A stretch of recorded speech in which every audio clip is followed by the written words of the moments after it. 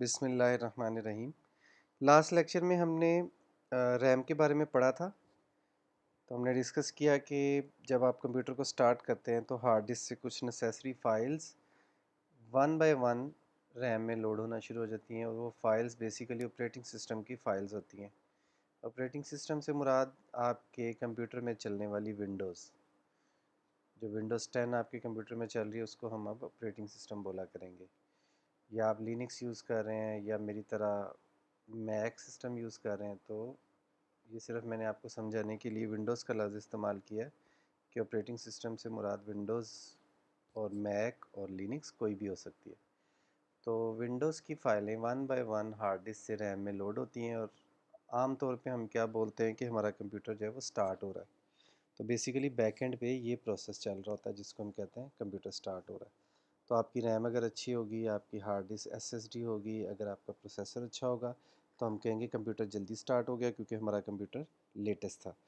تو بیسیکلی کیا ہوتا ہے، جب یہ تینوں چیزوں کی آپس میں کوآرڈینیشن، ان تینوں ڈیوائسز کی آپس میں کوآرڈینیشن اچھی ہوتی ہے تو ہم کہتے ہیں ہمارا کمپیوٹر فاسٹ ہے۔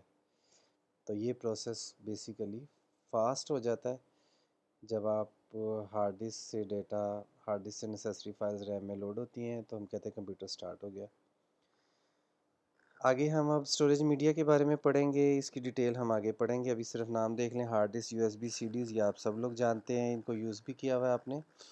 اسٹوریج کے حوالے سے ایک میکانزم ریڈ اور رائٹ، لائک آپ نے ہارڈ ڈسک میں کوئی ڈیٹا رائٹ کیا، کچھ کاپی کیا تو ہم بولیں گے رائٹ کیا۔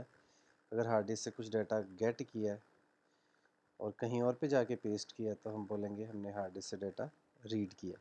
ریڈ اور رائٹ یو ایس بی میں، سی ڈی ہو یا ہارڈ ڈسک ہو، سب کے لیے سیم پروسیس ہے۔ یہ آپ کے سامنے ڈیوائسز ہیں، ہارڈ ڈسک، سولڈ اسٹیٹ مین ایس ایس ڈی۔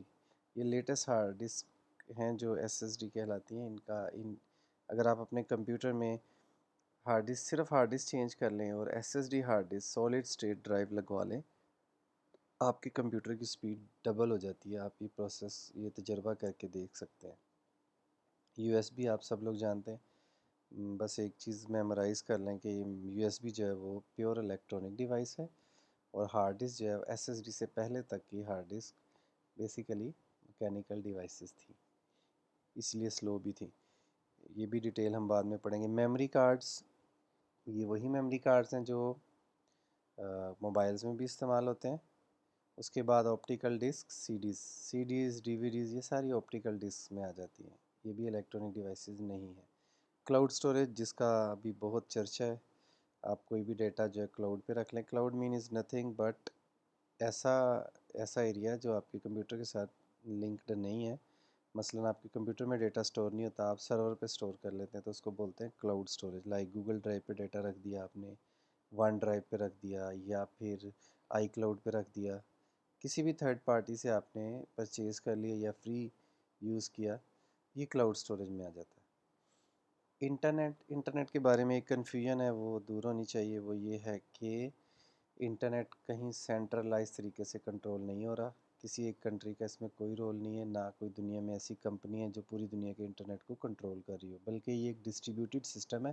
اس کو یوں سمجھیں کہ آج سے بہت عرصہ پہلے، کوئی 40-50 ایئرس پہلے، فزکس کے کچھ ریسرچرز تھے، انہوں نے کچھ ریسرچ کی تو انہوں نے ڈیسائیڈ کیا کہ وہ اپنی ریسرچ کو شیئر کریں گے دنیا کے ساتھ، تو انہوں نے آئیڈیا دیا، تو وہاں سے انٹرنیٹ کا کانسیپٹ آیا۔ یہ بالکل ایسے ہی جیسے آپ اپنے آفس میں ڈیسائیڈ کریں کہ ایک روم میں کام کرنے والے لوگ اپنا ڈیٹا دوسرے روم میں کاپی کریں گے، تو آپ نے اپنے آفس کے دو آفسز کو، دو ڈپارٹمنٹس کو ان کیبلز کے ذریعے یا وائی فائی کے ذریعے یا وائرلیس، جیسے بھی، ان کو آپس میں جوڑ دیا، کنیکٹ کر دیا۔ اب ایک آفس کے ایک کمرے کے لوگ دوسرے کمرے میں بیٹھے ہوئے لوگوں کے کمپیوٹرز پہ ڈیٹا شیئر کر سکتے ہیں، تو یہ ایک انٹرنیٹ ہو گیا، بیسیکلی ایک لوکل ایریا کا آپ کا نیٹ ورک ہو گیا۔ تو انٹرنیٹ بھی بیسیکلی ایک وائڈ ایریا نیٹ ورک ہے، یہ کہیں سینٹرلائز طریقے سے کنٹرول نہیں ہو رہا۔ آگے چلتے ہیں، ورلڈ وائڈ ویب۔ یہ آپ جب بھی کوئی ویب سائٹ اوپن کرتے ہیں تو آپ لکھتے ہیں www.yahoo.com، تو www مین world wide web. World wide web سے آپ نے کنفیوز نہیں ہونا، بلکہ آپ سمجھ لیں کہ یہ ایک میکانزم ہے جو آپ کو دے دیا گیا کسی بھی ویب سائٹ کو اوپن کرنے کا۔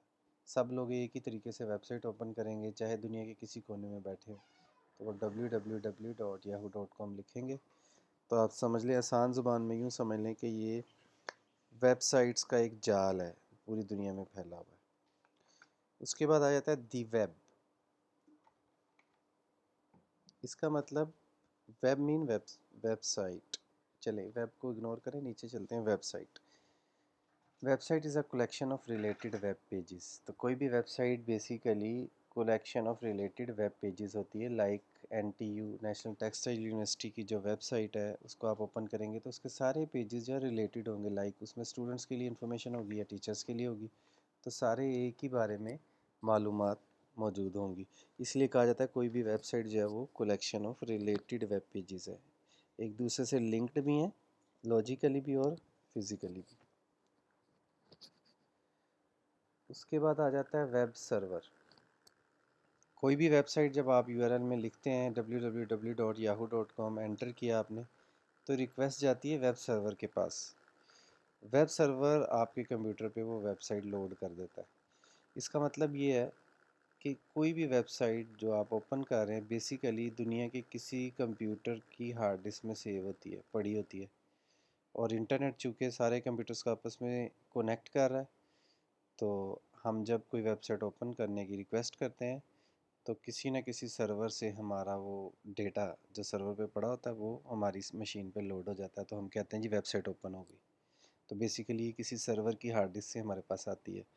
تو جب آپ ویب سائٹ کو لائیو کرتے ہیں، ڈومین لیتے ہیں، اسپیس لیتے ہیں، تو وہ بھی کانسیپٹ یہی ہے کہ کسی نہ کسی کمپیوٹر، کسی نہ کسی سرور کے اوپر آپ کی ویب سائٹ پڑی ہوتی ہے جن کو آپ اینولی پے کر رہے ہوتے ہیں اس اسپیس کا، اس کو ویب سرور بولا جاتا ہے جہاں پہ ویب سائٹ سیو ہوتی ہے۔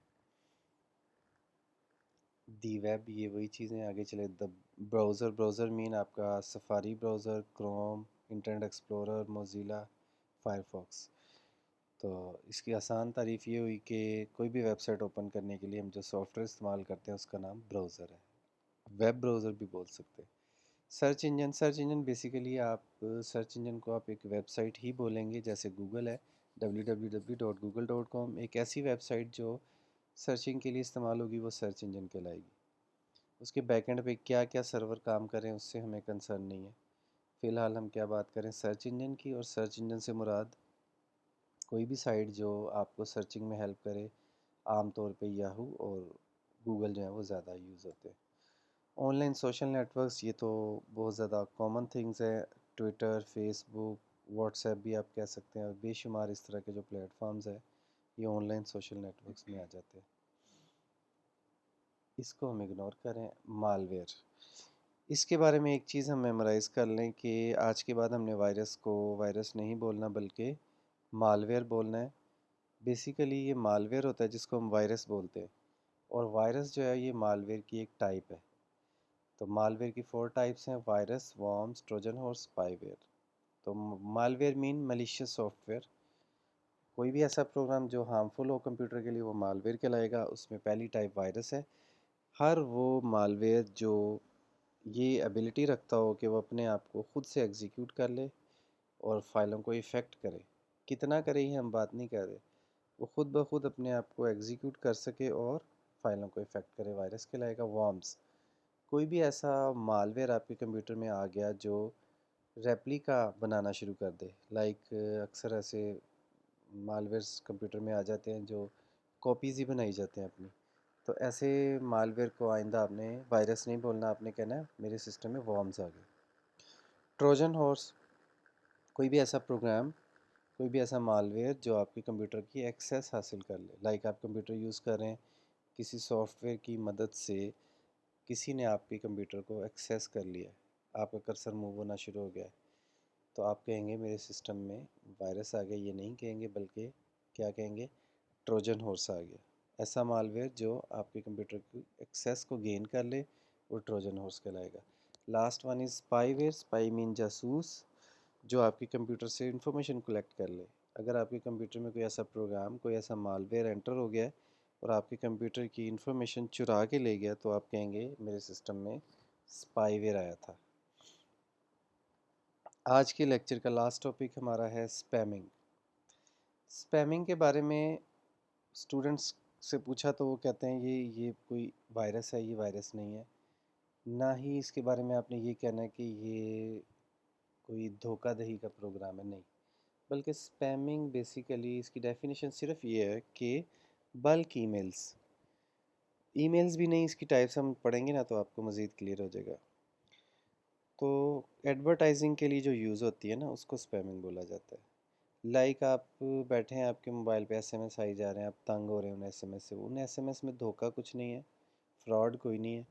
सिर्फ ये है कि आप तंग हो रहे हैं और कोई फ़र्द मार्केटिंग कर रहा है एसएमएस के ज़रिए, फ़ोन कॉल्स के ज़रिए, या आपको बार बार ईमेल्स आ रही हैं किसी भी कंपनी की प्रोडक्ट को सेल करने के लिए, तो ये स्पैमिंग में आ जाता है।